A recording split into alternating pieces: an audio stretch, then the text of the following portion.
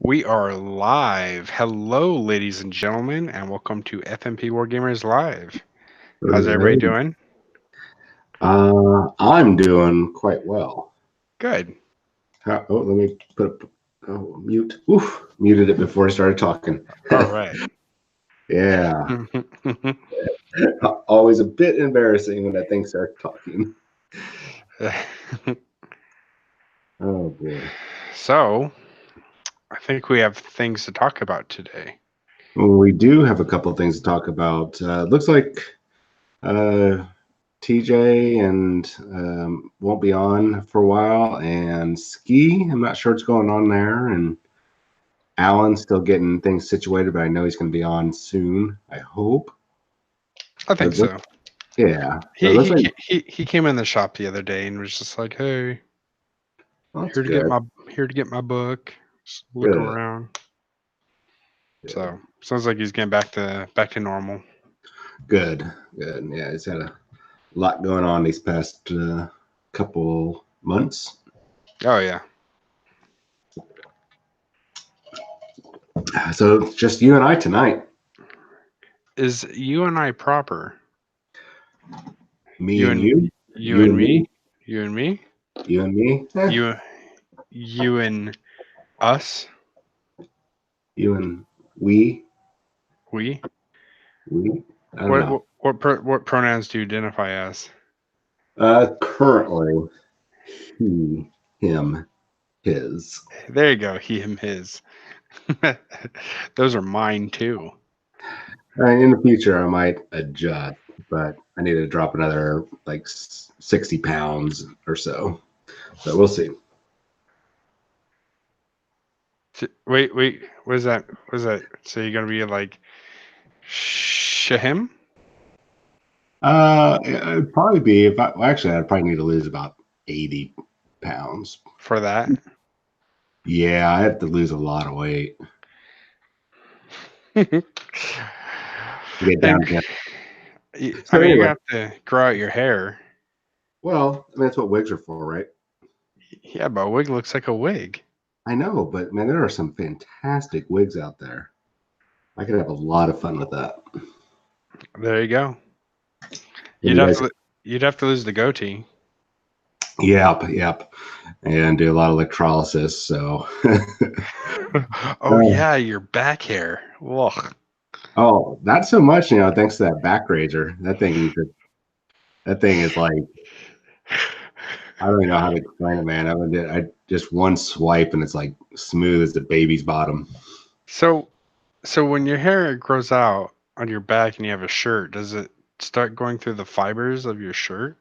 How's that work? Um, yeah, yeah, not really. I mean, it.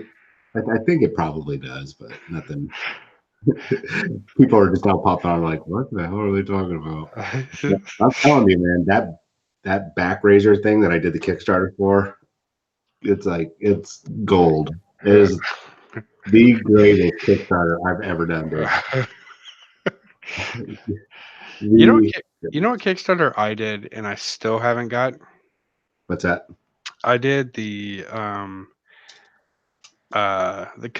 custodians from uh Oh, guys, but yeah, where the emperor had Texas speech. yeah. I did those. I Okay. even did the upgrade where I got kitten, and I haven't got any of them. Weird. Yeah, unfortunately, I found out they're metal. Oh no. Hmm. Well, that stinks. I thought they were supposed to be resin, Hmm. so still waiting on that though. Got an update, said most of America shipped, so I was like, all right, Wow. yeah. I'm sorry, man. Yeah, Kickstarters. I'm very particular when it comes to a Kickstarter. I'm very cautious. I'll review the company's history if they've got other releases and whatnot. Because I don't like waiting a year. Well, I don't mind. I can wait up to a year for some product, but other stuff I'm just like, no, I'm not going to wait a year for you should have already been in development. Those are the Kickstarters are successful because they've already got everything in development, and they are close to launching. They just need that extra startup. Capital. They need that startup capital. So like Well, the RPG. Oh, go ahead. The RPG ones that that was, take a year are the ones that are just like, oh, I just want to have, I have this idea, you know, yeah, now make it a thing. yeah. Those are the ones that really kind of watch out for. Um, so like I've been working on RPG for a while now, and we're now finally ready to move forward with the next stage. We're still not asking for money or anything. We're not going to be doing anything until essentially the entire book is written. We got the artwork ready to go. We just need the money just to get it printed. So we won't go. So basically, what I want to have happen is everything's ready to go, even all the Kickstarter exclusives, all that stuff. And then when we're ready, then we launch and go, okay, so here's the month. We need money so we can get this sent off. At the end of it, you basically can have your book in the next 4 to 6 months. That's pretty good. Yeah, we don't want to screw people over and go, well, you have to wait for 6 months to a year. We want all the editing, all that stuff taken care of up front, so we can get it into people's hands right away. Yeah, that makes sense.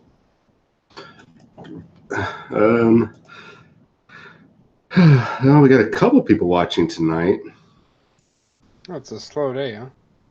Yeah, well, it's not a whole lot going on right now. I think a lot of anticipation for what do you call it? The contrast paints coming out this weekend.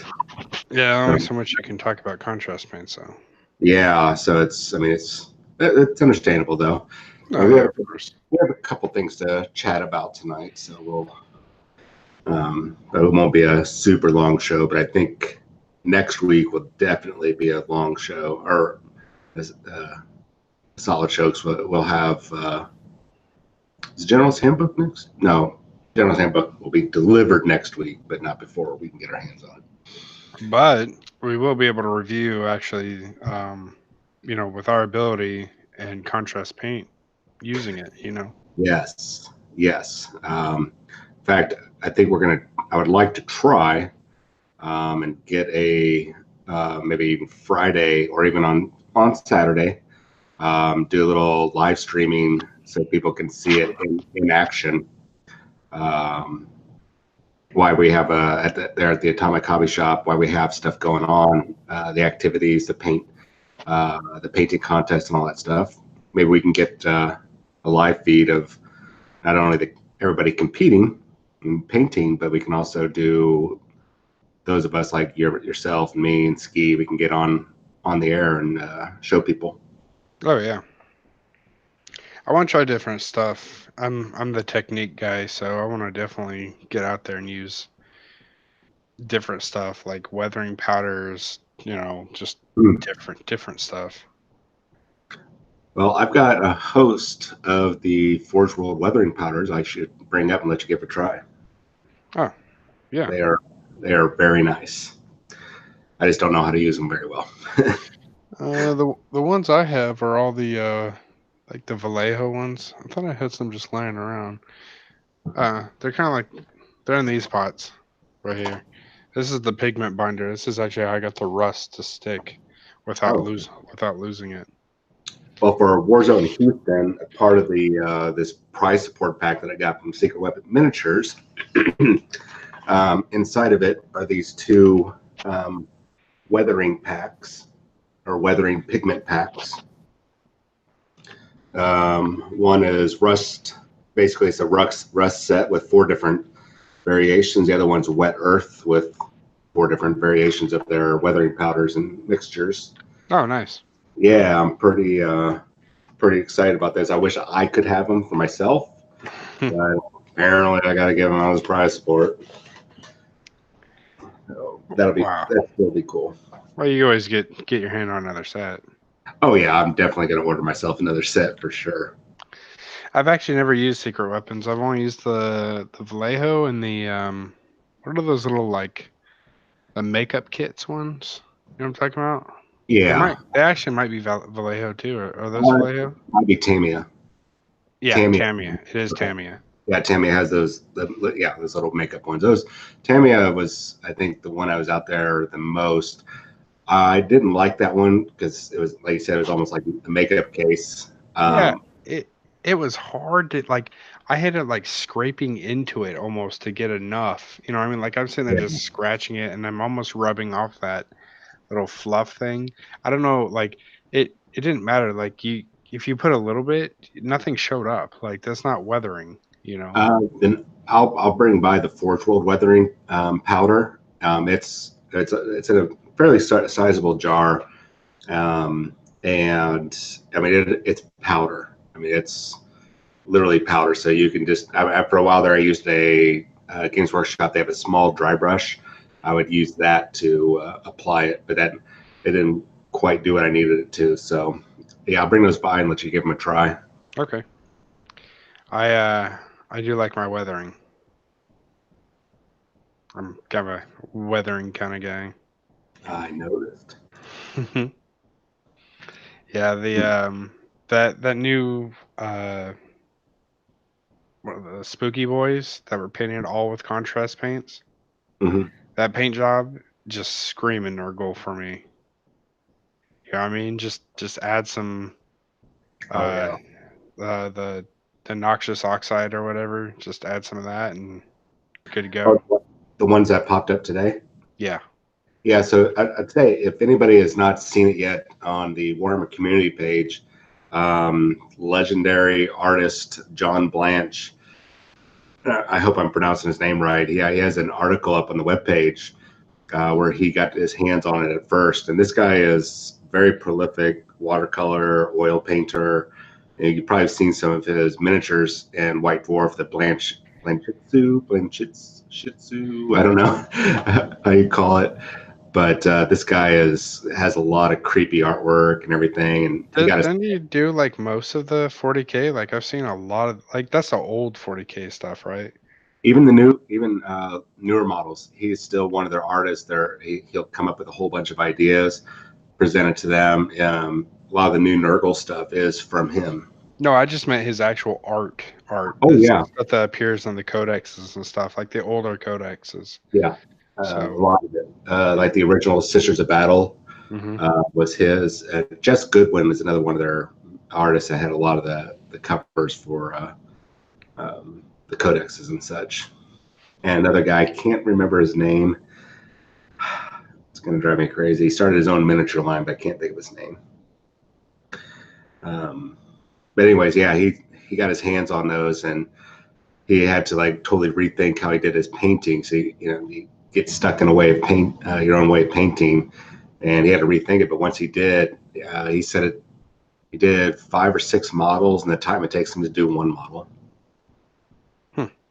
And if you've seen his painted models before, anybody out there seen his stuff, even a White Dwarf, his stuff is really cool, really creepy looking. But you can tell, I mean, at first it looks a little sloppy because it's always greasy and grimy and everything. But as you look closer, there's lots of layers built up, and he's taken a lot of time and care to make them look really dirty and grungy. So if he's able to speed up his painting process with this stuff, that's amazing. Yeah, I'm really excited for it.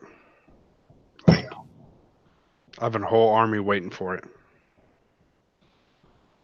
I haven't picked up a paintbrush in a while. Yeah, I just finished last week painting up Castellan Knight. Did that in about a day for Kevin. Um, then I'm going to help him knock out his Fire Slayers for Warzone Houston, and then I've got to get 3 nights painted in time for the Desert Rat GT. What And color are you painting them? I have not decided.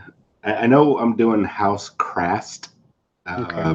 but I don't think I want to do it their normal traditional colors. Um, to be honest, I have no idea what how I want the armor to look. I was gonna say I got like 6 or 7 nights lying around. I mean, I've got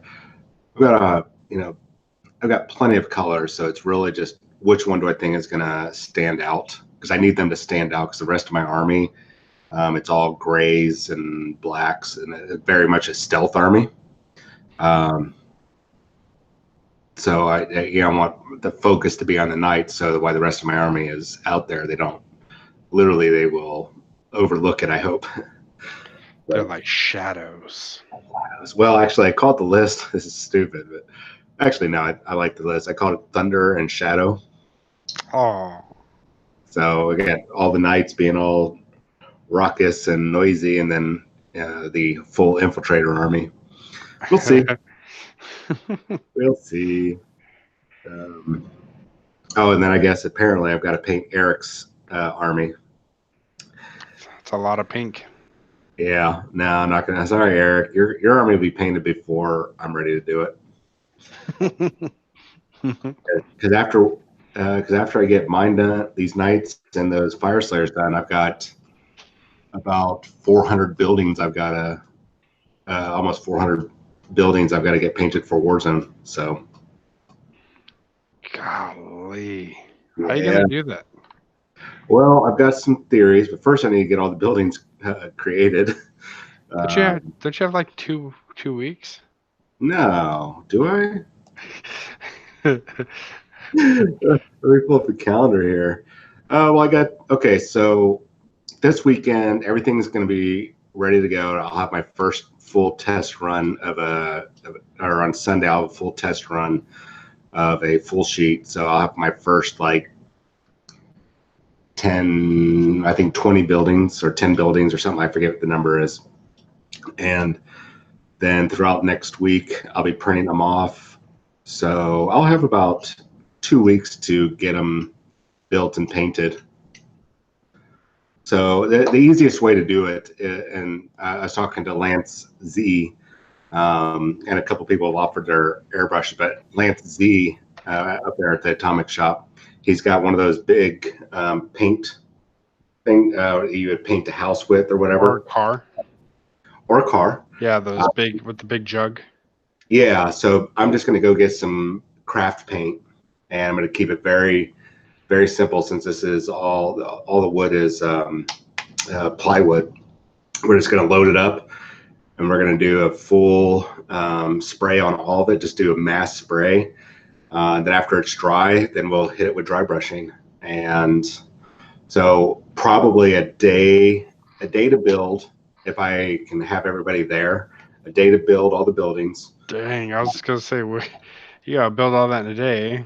Well, I've got a lot of people that have volunteered to come Okay, and that's good. help us build. So a lot of Gorilla Glue, a lot of order some pizzas and cookout up there at the shop.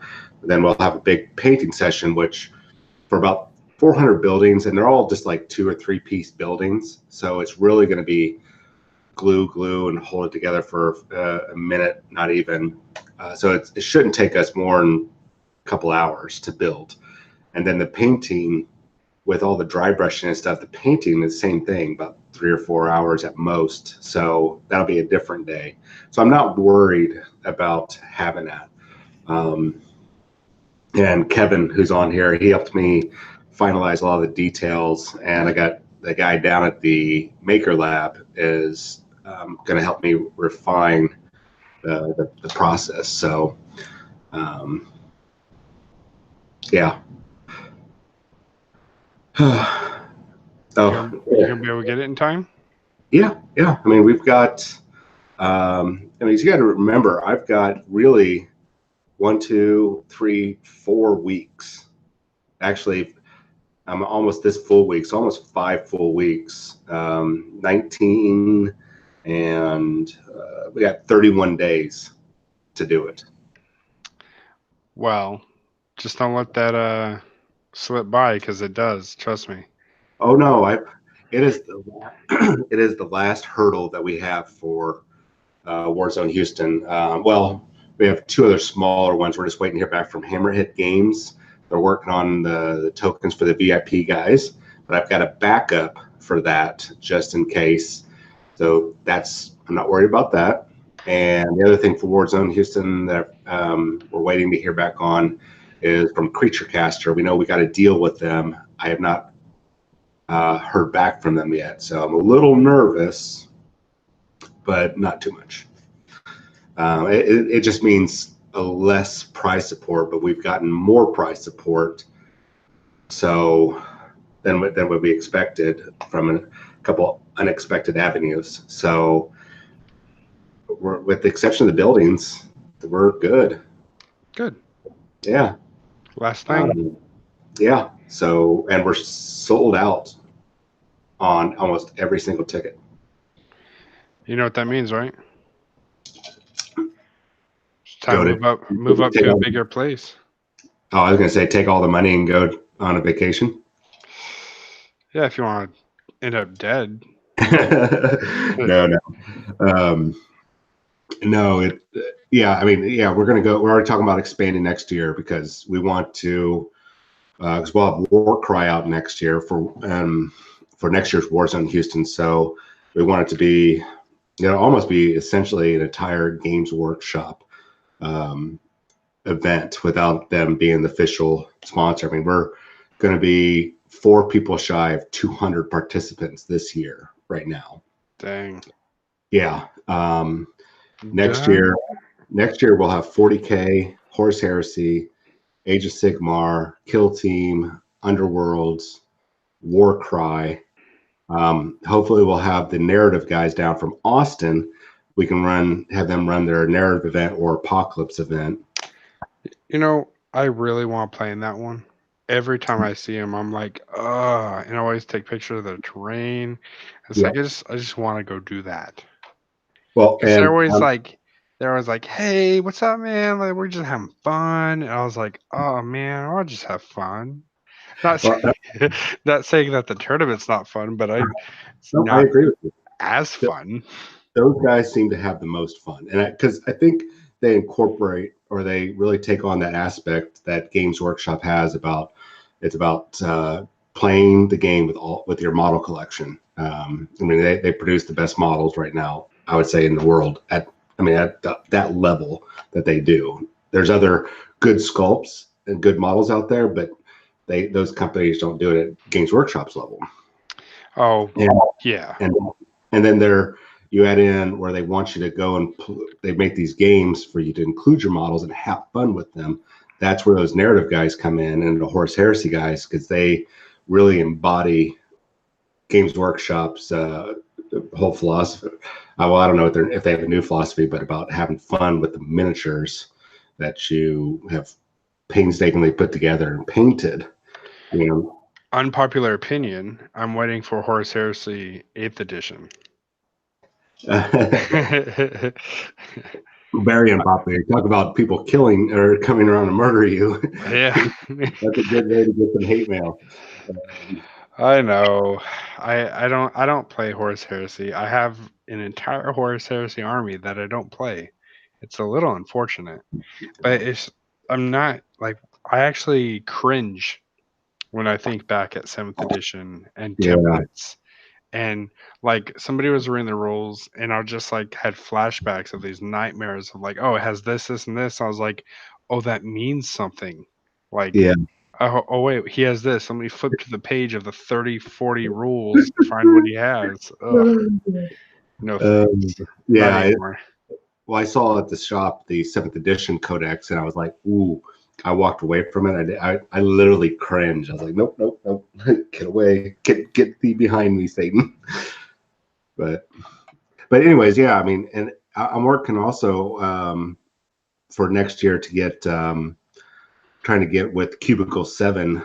Say they're the ones that are doing Wrath and Glory now, and the new Age of Sigmar Soulbound, and of course Warhammer Fantasy. Warhammer Fantasy RPG. So we're trying to get them to maybe set up like a booth or something and get or send us some sort of event package so we can get involved. We're trying to get them to do that this year. I'm waiting to hear back from I heard back from one person and now I have to go talk to another one. So hopefully we can get them to I don't know what I'm trying to say here.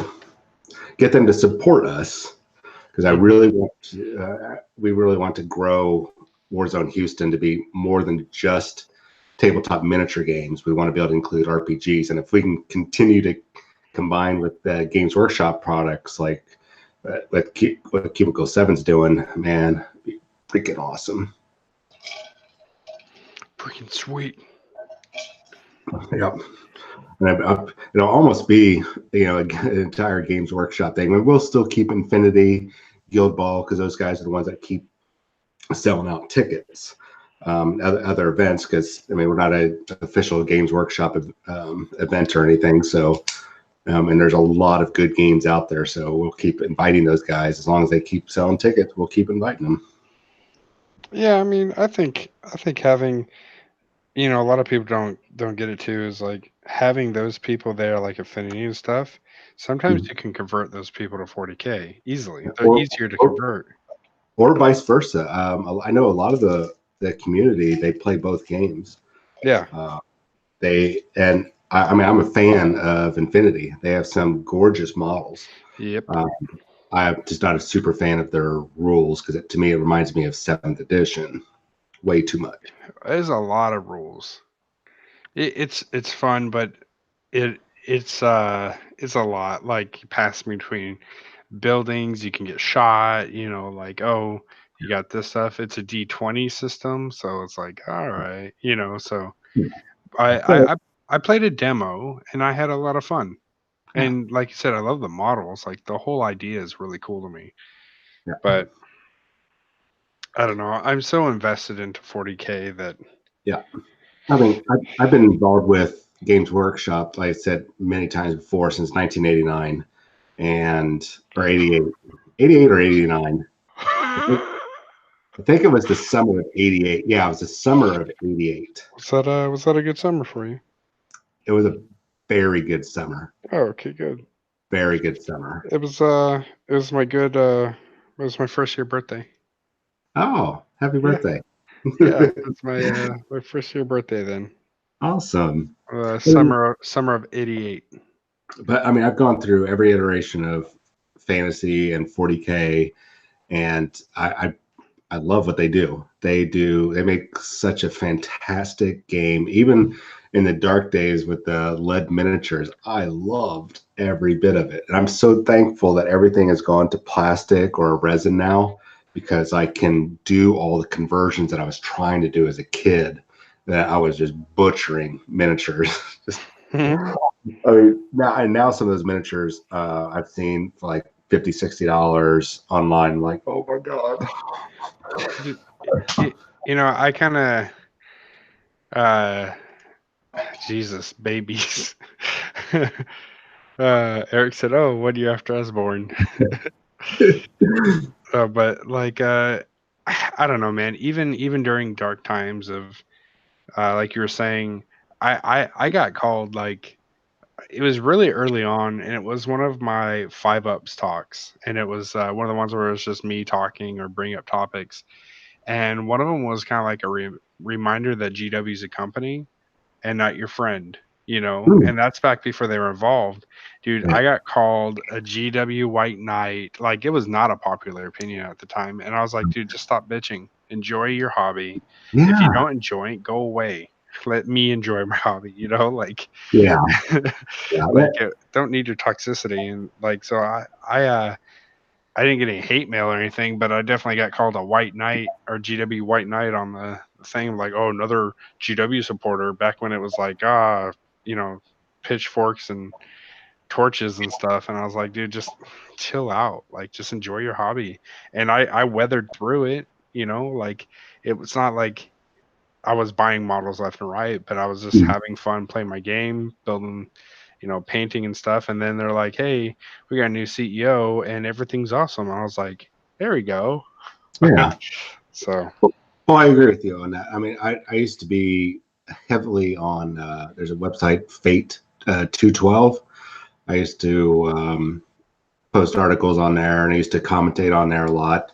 And I was pretty much the same thing. I was called other names besides GW White Knight, but an apologist. I think a GW apologist or something. And like, you know what?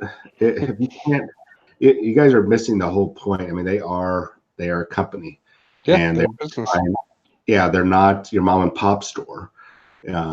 This is a global business, and A multi-billion-dollar business who can yeah, afford to give how much? oh 7 million or something? 7.5 million to their yeah, employees. oh God, I wish I would still work. I was still working for Games Workshop. I don't know if Jordan's still in the chat, but where's that? I'll take a little bonus. Yeah, man. Richie Rich over there. Yeah, I mean, hey, Warzone Houston's coming up July 13th, 14th.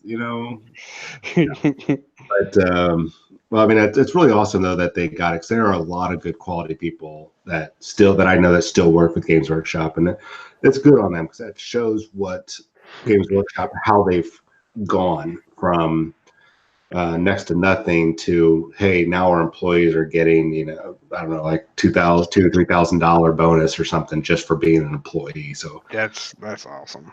yeah, so that's good, and I'm glad that that's a good sign, because looking at all the market, we've talked about it before on the show. We talk about how they're going across all the different media platforms, but not just the video games, but look at the novels that they're doing for young kids and teens. Look at Dude, fun. look at their novels. I have delved so deep into the 40K lore now that it's ridiculous. I'm right now listening to the Flight of the Eisenstein. Oh, such a good one. Oh God, I had no idea Garo who he was, and I'm like, plus he was a Death Guard, so I'm like, Yeah, like yeah, kind of got hooked. And yeah. then I like, dude, I don't know if I should continue because I'm like, I feel like I should be following the Emperor.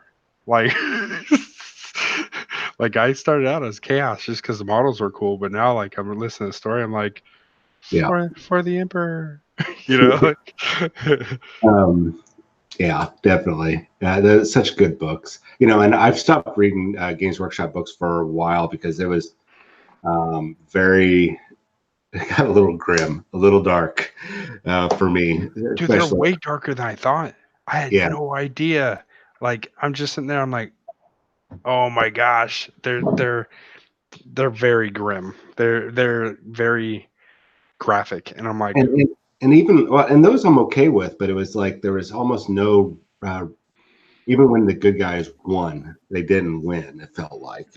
Um, and my favorite book right now is really what was still the Legion of the Damned. Where you watch the Excoriators. We talked about it before, and it's very grim. It's very dark. Lots and lots of people died, but at the end, there's a happy, for me. It's a happy victory, and I've read that book 7 times now.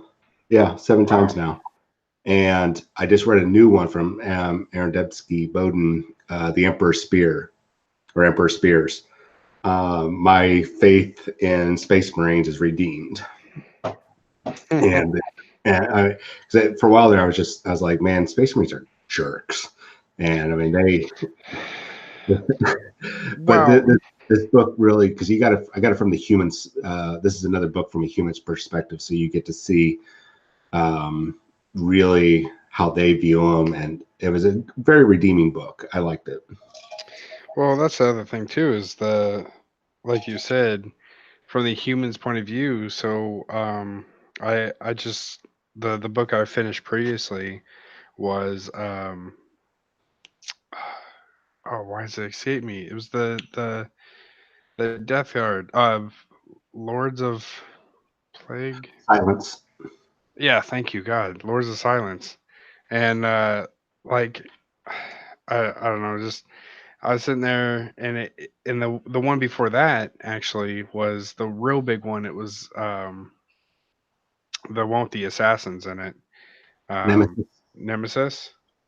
And dude, I was sitting there like when they basically something happened and they unleashed like bolters onto a crowd, and I was sitting there like, holy crap! Yeah. Like they were just boltering down humans, and like they're like even like they it's so funny because sometimes I think about it and then like I picture it in my head. I was like, wait, I didn't see that anywhere, but it's so vivid that I created a picture of it in my head where I've seen that scene that doesn't exist, you know. Yeah. But they basically like stated it as like there wasn't a bolt around that didn't find a body, and it blew away just the round flying past the human body shredded the Hmm. just from the vibration bursting out. And I was just like, Jesus, Yeah. it was So rough. that's why I'm very selective now when it comes to the Games Workshop books. I mean, they're all very well written. They're all fantastic to read, even though they're a little grim and dark. But I'm really going for the heroic ones, and I might be skewing my view, but I've read. I think I stopped. I think there's only one Horse Heresy book I have not read right now, and that's it. Um, but I've read all of them. You know what? I've pretty much read every 40K book that's come out. Now I think about it, gosh darn it. But I really just want the heroism again. But Well, that's what.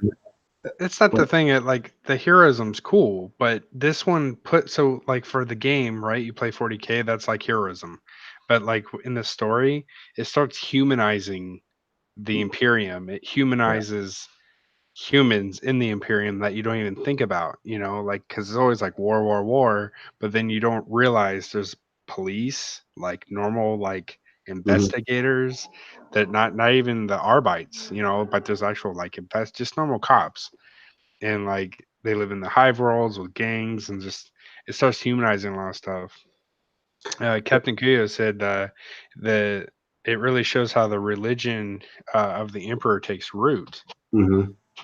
in the Flight of the Einstein. Yep. Oh yeah. Kevin Hutex just talked about. There's a book called 15 Hours. It is definitely a very humanizing book. Really? you did, oh yeah, it's a guardsman book, and it's basically take what takes place during 15 hours of war. I don't want to. The average life expectancy of a guardsman was like 15 hours. Yeah. Yeah, and it's very good. Another good series reader that I'm probably butchering it. Caiaphas Kane. Caiaphas Kane.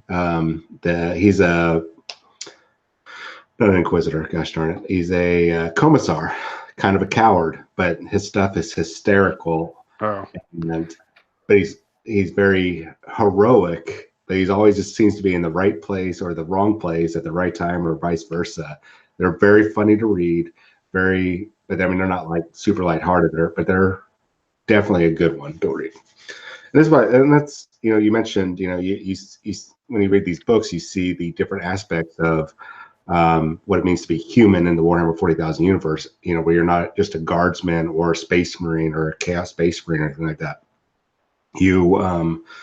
So you get to see that nit and gritty, and they got that with their games too. So you can see that at the same level when you're playing, say, not Rogue Space Trader. Marine. Hmm. Well, no, well, like Necromunda and the Rogue Trader Blackstone Fortress.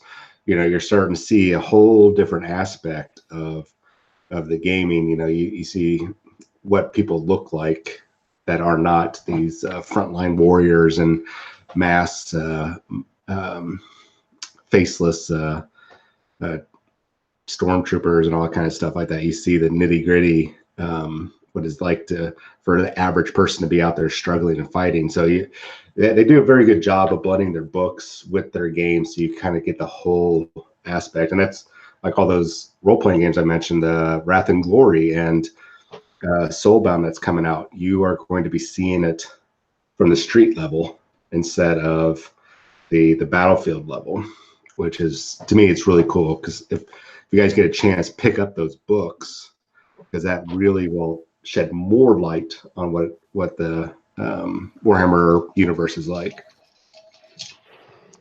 My dog got a haircut. Ugh, oh my god. So I guess I could talk real quick.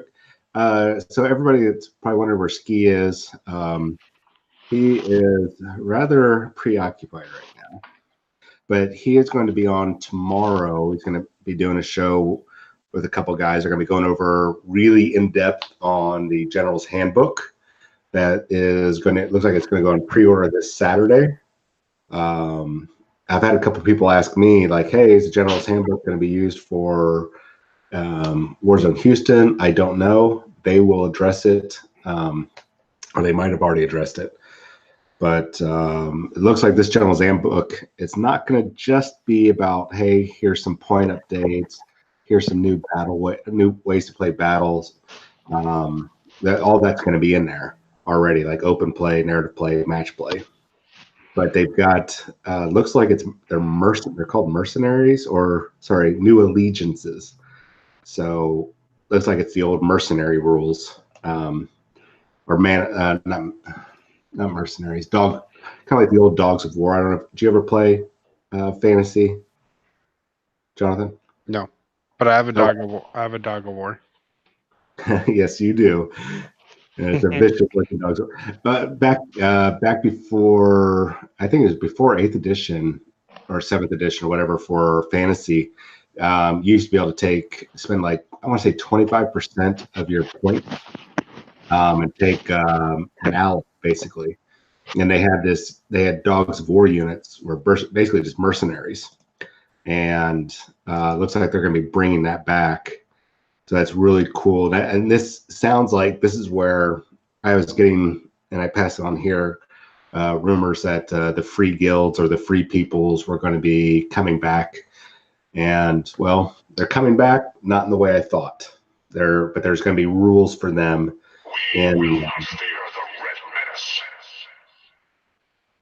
Sorry, my wife opened the front door and my camera went off. Oh no. But yeah, anyways, those are coming back. There's a whole bunch of mercenary stuff that's essentially going to drop with this book. So, but I'm going to leave that up for Ski. Let him and Kyle and I think another guy named Jonathan, different John or Jonathan. God, there's so many of us. So they're going to talk about that tomorrow. So I don't want to give you guys the wrong information. So I'm not going to go into it. What I will go into real quick here before we start rambling on again, rumor-wise,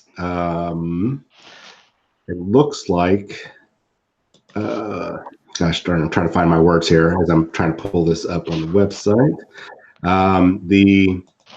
Looks like, the orcs, what are they called? Iron Jaws. Iron Jaws? The Iron Jaws, yes. Looks like there are going to be, I would say, the next 3 to 4 months, we're going to see their new book, some new miniatures, and probably War Scroll cards and everything. That's just rumor. Normal, take it with a pinch of salt. But between what Games Workshop's been shown with their rumor engine, their new rumor engine, and little birdies that we have, it looks like they're on the block to be done. So that's good news for you guys you destruction guys that have been waiting forever. You guys are looks like you'll finally get it. I'm curious what their spells are gonna look like, and their terrain piece. Yeah, same here. If their terrain piece is just a big rock with a painted on smiley face, I'll be happy. Yeah, just like they rearranged a whole bunch of rocks to look like a big orc head.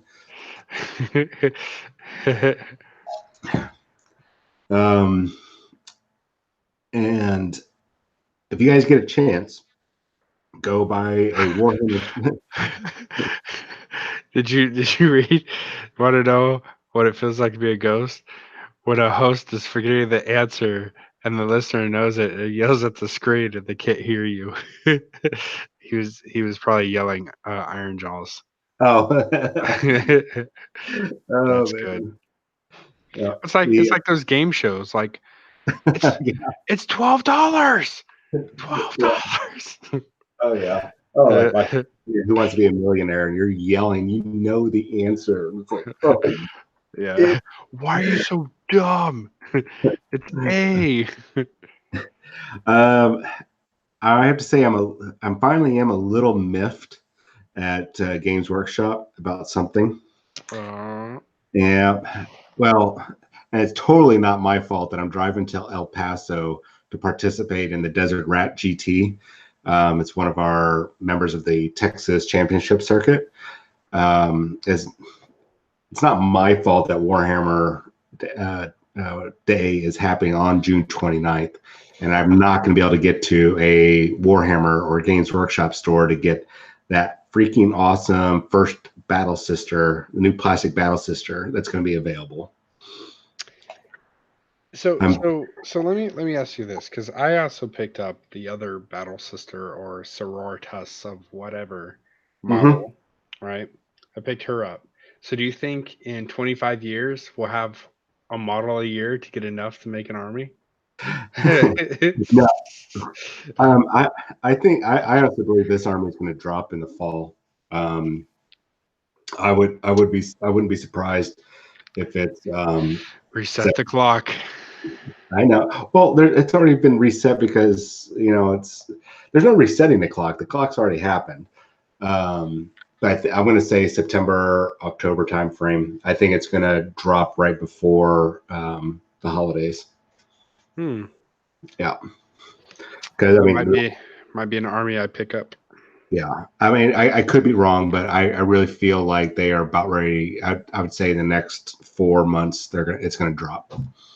And I mean, ideally October would be a great month to do it because October is just that I've mentioned before is notorious for retail, and that could be a huge boon for Warhammer or for Games Workshop is it drop something big like that in October, and they just all of a sudden have this amazing October release. So that would be that's my guess or my wish. That might be wish listing.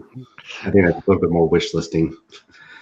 But and I'm also upset that on that same day, totally not my fault. I'm totally blaming them. They're also releasing that unpainted Space Marine Intercessor Funko Pop. Ah, God, dude, it was already. Remember, it was my idea. Like, hey, why don't we get like 5 of these Funko Pop Space Marines and have people do different chapters? Because I want a Nurgle one, but now Yeah, they're coming out with a plastic, clear like not painted. I was like, oh, come on. yeah. Well, here's something I went back and read. Um, Now we might be able to get access to this. I don't know. All it said was sorry, it does say will only be available while stocks last in Warhammer and Games Workshop stores. Gosh darn it. Well, I'm gonna need somebody to go get one of each of those. I need that Sisters of Battle, and I need that Funko Pop. I want the Funko Pop. I mean, I bought two to do that. I Did got you? one. Yeah. So I'm really even super more mad at Games Workshop. I was like, but I'm also it's a happy mad if that makes sense. I mean, that man, I have to say they're killing it with these weird special releases like this. Yep. I mean, they such a good idea doing this cross marketing. Um, and yeah, I do sound. I don't work for Games Workshop anymore, guys, and I don't get paid by them. I'm just a big fan of what they do, You're a and fanboy. It's okay. We're all I I, fanboys. I am 100% a fanboy because they are doing it right. Well, Uh, we have a show because I'm a fanboy.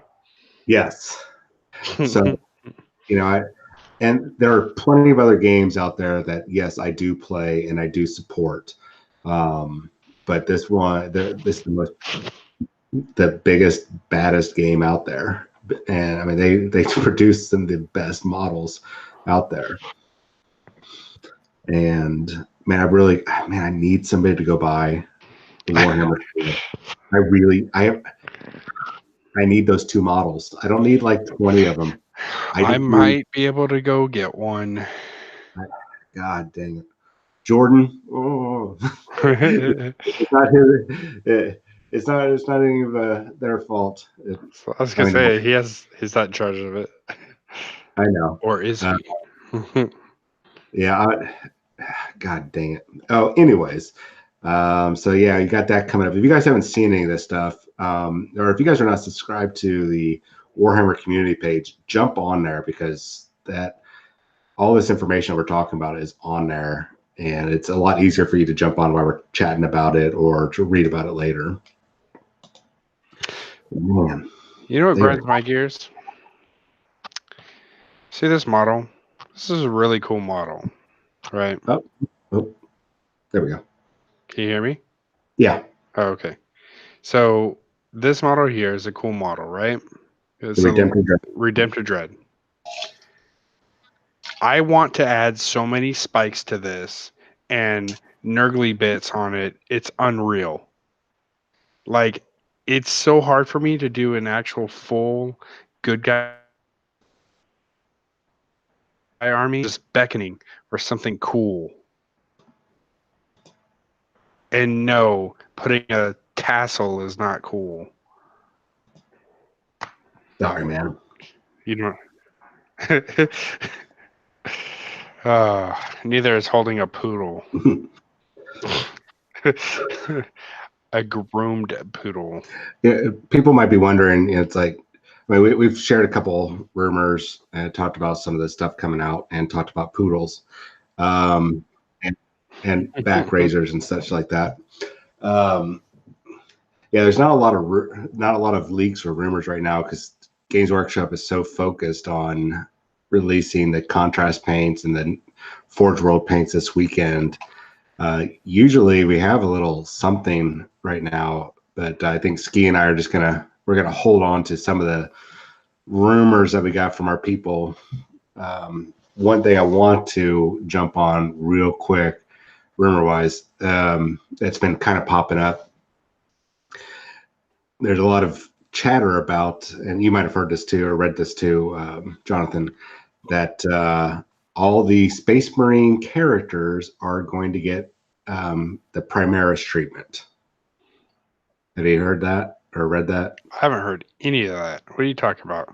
Uh, it's been popping up on a couple less than reputable sites, but you know that a lot of people jump on those sites because they're very flashy, a lot of clickbait, um, and I have no proof. I mean, they could very well be right, but if you look at what Games Workshop did when they wrote the Vigilus Ablaze and Vigilus Defiant, when they said that Maurice Calgar, who's like the pinnacle of Space Marine manhood, um, died and basically only had like a 70% chance of surviving, or no, had a 70% fail rate on becoming a Primaris.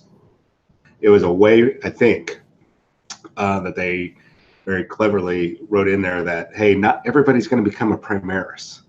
I think this is a moment that they're going to start releasing a new wave of heroes that we will start seeing pop up in books, kind of leading the Primaris generation, if you will, for novels and new character models and stuff.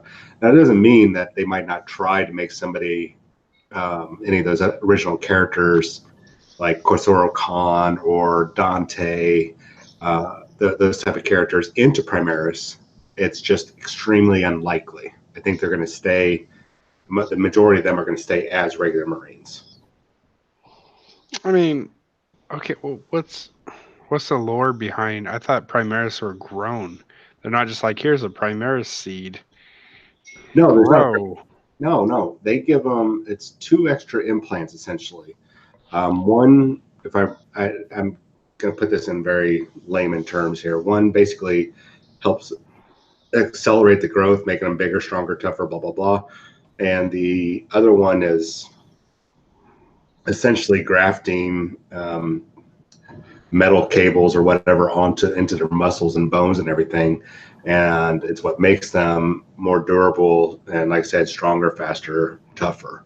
yeah, there were, the original like 10,000 that had been in stasis for, 10,000 years or whatever, or more than 10,000. But yeah, they can make new Marines. They read Emperor Spears, that book I was talking about earlier, and they've chapters. That's what the custodes were doing. They were going around and delivering. Hey, here's some Primaris Marines for you guys. Congratulations. Get out there and fight. Here's also the secrets on how to take your existing Space Marine or your recruits and stuff and make new Primaris Marines. So they're not that grown. They are, they do take the recruits and turn them into Primaris Marines now. Okay. So yes and no. And so I seriously doubt you're going to see Dante or the Martes or Mephiston, since, a lot of those guys barely survive, or they're all fighting the Red Rage or whatever, blah, blah, blah. And I don't suspect a lot of the characters will become Primaris Marines. They might get new models, but I doubt they're going to get the majority of them are going to get Primaris. Yeah, I think the new models might get bumped. Like Abaddon, he definitely got a bump in size. Yeah. Well, and they So explained that in one of the novels. I think it was Horus's Talon or something like that. Fabius Bile and the Chaos Gods basically was juicing them. May have to read that. I could be wrong on that book, on that name of that book, but they were like, "Holy crap, he's gotten bigger." So, yeah. So I mean, so just to squash that a little bit, there's not going to be this wave of Primaris models, of Primaris characters. You might see a couple. There's probably a few candidates. I wouldn't be surprised if like Khosrow Khan, and maybe a new Vulcan Heston, maybe. But I don't foresee. Definitely don't see any of the Blood Angel characters getting it. I don't think Maybe any Grey Knight characters either. no. I mean, what Grey Knight characters? There's one, two. Just a couple. Yeah, Pedro Cantor maybe, but I doubt it. I don't. Just the way that the story reads right now, I doubt Pedro Cantor is going to get it. I could see Khosrow Khan, because there's lots of new imagery popping up here and there for White Scars, with the Primaris look and everything, new Primaris bikes and vehicles. So I suspect whenever the Space Marine Codex 2.0 comes out, or the new one, or Codex Primaris, as some people have jokingly called it, we could see it there. That's probably when we're going to see that new Forge Father. I don't know if you saw that miniature from about a month or so ago, a new, essentially a Primaris Tech Marine. Yeah, I saw it. And we'll see the new vehicle, that new Primaris tank. I forget what they called it, but the transport, which No, I thought it was like a gun. It has a big cannon on it. it's like a Razorback for Primaris. Yeah. It's still a transport. So I was, that's one of those things that, when we get our rumors or get our leaks, I said it was a transport coming, a hover transport, and I was right. You're right on two ends for Skitarii and Primaris. Yes. I was just wrong on it being a full dedicated transport like a Rhino, which, in hindsight, that's what the repulsor is. It is their Rhino. Or maybe it's more like their Land Raider. I'm still disappointed. I wanted a Rhino style vehicle for the Primaris, but I'll take what they give me. I'll make it work. Don't be silly. You can't put Primaris on a Rhino. They won't fit. They can make a Primaris type Rhino. Yeah, or they can't put a Primaris inside of Land Raider. I mean, come on. Only 5 Terminators can fit. And Terminators aren't, that big. I know, and it's making me my eyes like twitching because I'm thinking about the Mastodon. The Mastodon put 20 Terminators and 2 Dreadnoughts in it, and I can't put Primaris Marines in my Mastodon. Well, have you ever seen like in that game in that area that's not unlocked and there's just a clear wall and you're running into the clear wall? That's what Yeah, they do when they try to board those because they're like, there's plenty of room, and they're trying to walk into it, but they just keep walking in place. all I can say is the 2 flyers that I know about, whether they're in development or they're going to be done. I think one is going to be done by Forge World. I think that's going to be the Overlord. It's like their version of the Thunderhawk. And I forget the name that I saw for the fighter. There's like a Primaris fighter. It could have, I don't know, or it might have been more like a Storm Raven. Somebody mentioned a Storm Raven. I don't know, man. I'm excited. Anyways, long story short, don't expect your favorite Space Marine character to be getting a Primaris body. Like Vulcan. Yeah, Vulcan. Well, who knows what's going to happen with the salamanders? You know, with the Prime Orc coming. The Primarch was supposed to already be here. Yeah, well, we'll see. It's supposed to be Gazgul who's going to be the Primarch. Well, we're pretty sure it's going to be Vulcan, and you know he got mixed up with the Wog energy from the Beast Rises series. So who knows?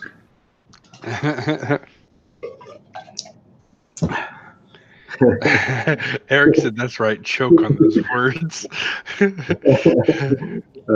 So I think so. We covered some rumors, or hopefully quashed a couple rumors, and I'm going to quash one more or squash it. Is it quash? Squash. It's squash. Okay, so squash the rumor again. Well, like a 95% squash of the Dark Angels versus Imperium box set that's coming out. I keep hearing that whispers here and there. It's very super unlikely, 95.9% sure that it is not coming. There's no, it just does not make any sense. I mean, from any perspective, it sounds to me like one of those websites got a little carried away, and then the rumor mill took over, and then the trolls took over, and so it essentially became canon. You know, basically it was, oh, it's true, it's happening. I read an article, and my buddy read an article from this guy that knows the guy's sister's cousin's uncle, and it got carried away. So don't get your hopes up. Dark Angels are still loyal, except for the Fallen. They're all fallen. Yeah. Anyways, we're not going to get into that debate.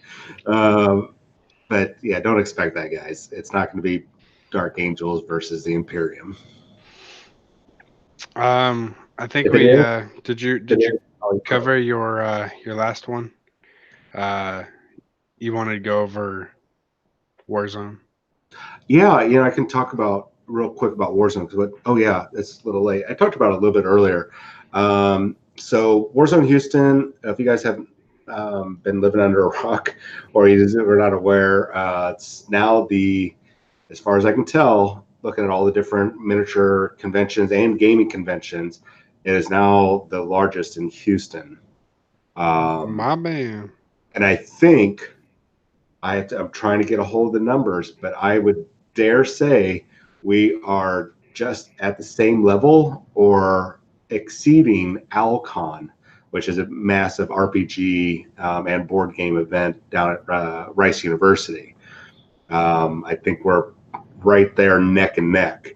So we're quick, and we've already outgrown our space. Next year, we're looking at on anywhere from 3 to 6,000 extra square feet next year. Because we've had to turn away so many games this year. And I've got a list of RPGs, card games, more miniature games, and even the miniature games that we have right now are wanting to expand. So next year is going to be even bigger. And hopefully we'll be able to catch Games Workshop's notice, being at we're just shy of 200 people this year. So if you add in our vendors and all the people that will be coming in and out, checking out the events, we're going to be well over 200 people. That's awesome. Yeah. That's And what happens when we keep running a good event. yeah, I guess so. I'm doing something right. Uh, and I got a quick shout out really to Alan. We weren't sure what was going to happen with Horus Heresy this year because last year was a very dismal showing.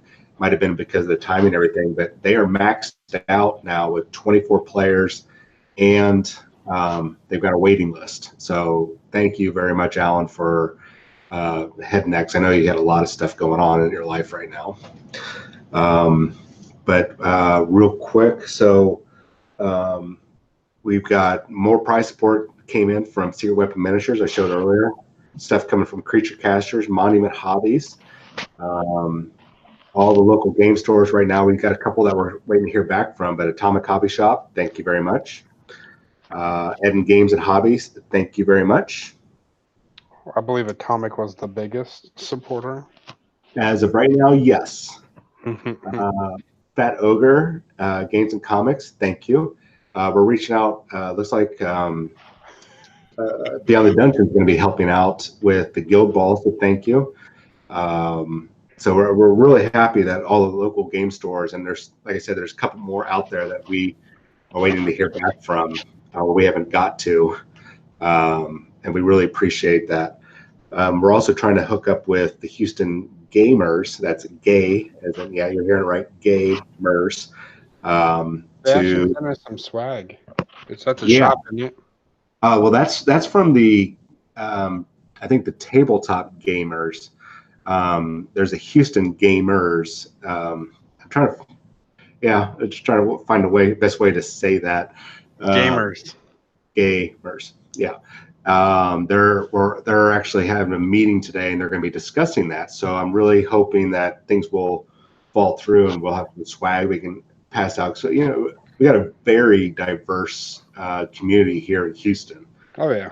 With all of our game, well, I mean, gaming in general has a very diverse crowd, and Houston's got probably one of the diverse crowds I've ever seen. So, and be able to have LGBT community leaders and organizations joining us, that helps not only spread the name for Warzone Houston, but shows how big we're becoming, how involved we are in not just with the gaming, but also with our communities.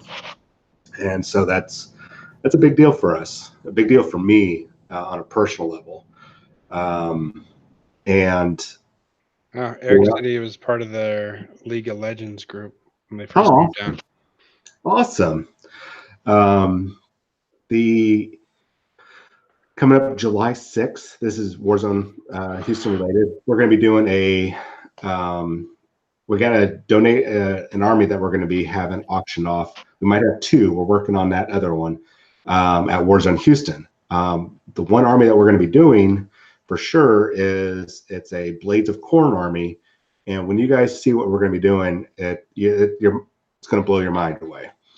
And we're actually going to be live streaming the painting, a 24-hour paint session on July 6th.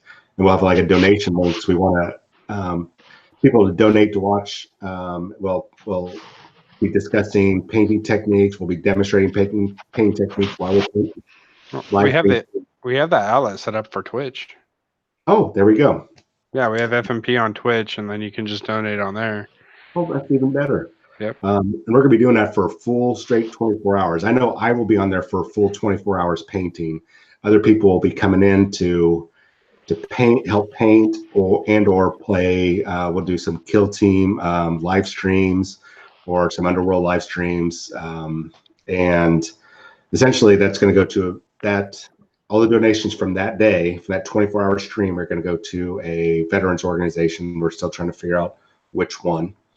And then the army itself will be up for auction at Warzone Houston, probably along with another one.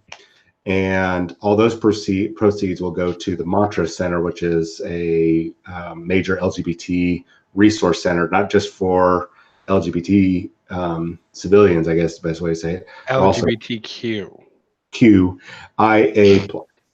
But it's also they've got a whole new program that helps veterans that are LGBTQ veterans, and we're actually in discussions right now, working out the details to partner up with them, get some swag, get some support, and reach out to the community, and basically these are our two donations that we're going to be looking at garnering or getting donations for to Nice. these two charities. Yeah, so I'm super excited about all this that's happening. This is what Alan and I wanted. We wanted to not just grow for the gamers, but we wanted to grow for the community outside of this and attract more and more people. We want to get basically to the biggest gaming convention in Houston. So, and we're rapidly getting there, very rapidly. My dogs are wrapped up in my headset. It is very tight on my head. About to come off. So yeah, that's that. Anyway, so if you guys we watch that live stream, because we're also going to have a contest during that 24-hour live stream on July 6th. On Sunday, this coming Sunday, I think it's the 16th at 7 p.m. We're going to do another FNP show with myself, and Alan, and we're going to do basically a live Q&A. We got a whole bunch of information to pass on about Warzone, but we're also going to do a Q&A for about an hour or so. If anybody's got questions, they want pretty much anything about Warzone Houston that we can answer. And we're going to have two contests on there.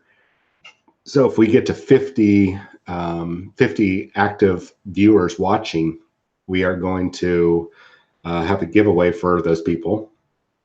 And then we'll also reveal a special contest sometime during that broadcast for people to try to win a prize. And I've got a lot of prize support for Warzone Houston that we will be dipping into. So don't miss it. 7 o'clock on Sunday, Central Time. Awesome. And I think that's it. All right. Well, we pushed it a little bit past time, but we did pretty good. I think so. It's not 11:30. So Yeah. I know. That was a long show, but we had tons of viewers. So, yeah. but yeah, we don't have a lot today. So, I guess that's it, guys. So, as always, special thanks to our Patreon supporters. We appreciate you guys. And special thanks to everyone else who participated in chat. It's great to hear from everybody. And John, you got anything else? Yeah, actually, I got one quick thing. Very soon, the FNP or the FN Pro team we got something in the works with them to be able to live stream and test out people's list and answer questions concerning that on the competitive side. So stay tuned. That's coming up. I probably say within the next month or so. Yeah, we're probably looking too also to add maybe a Patreon level where you can submit your own list and it can actually be tested to see, how well it does in the competitive scene. Yeah, So that's what I meant to say. Yep. So yeah, really excited about that. That was a great initiative, and especially because we got some talented gamers in the FN Pro team, and even our sponsor, the I don't know, I don't want to call it the JV team, but the other people that are part of the team. FN Pro, it's in major Houston area. Yeah, so super excited about that. So anyway, that's all. All right, guys. So thank you so much, and you guys have a good night. Have a good night.